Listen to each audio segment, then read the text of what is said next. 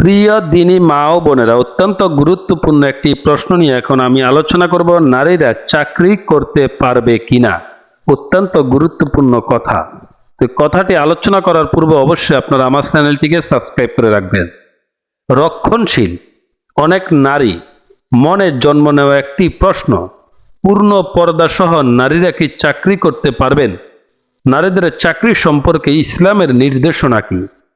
নারীদের জন্য পর্দা করা ফরজ। নারীর জন্য পর্দা আল্লাহ তাআলার হুকুম।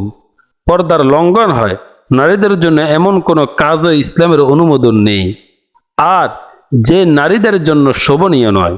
বিষয়টি স্বাভাবিক দৃষ্টিতে যেমন দৃষ্টিকটু, তেমনি বিচার দিবসে আল্লাহর কাছে জবাবদিহিতা করতে হবে।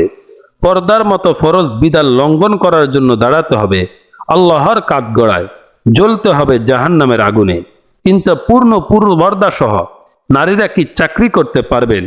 এক ব্যক্তি সমাজের রক্ষণশীল অনেক নারীর মনে জন্ম নেওয়া একটি প্রশ্ন দারুল ইফতা থেকে জানতে চেয়েছিলেন। প্রশ্নকারী তার প্রশ্নে উল্লেখ করেন যে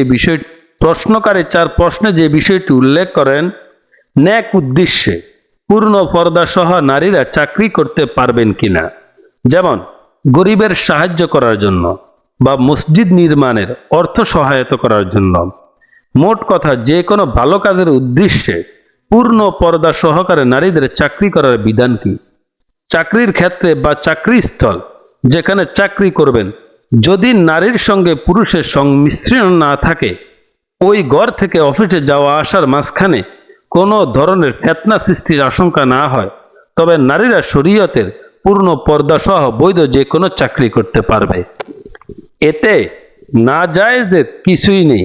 আর মাস শেষে প্রাপ্ত যে চাকরির বেতন চাই নিজের প্রয়োজনে ব্যবহার করুক অথবা অন্য কোনো কল্যাণকর কাজে ব্যবহার করুক, এতে কোনো সমস্যা নেই।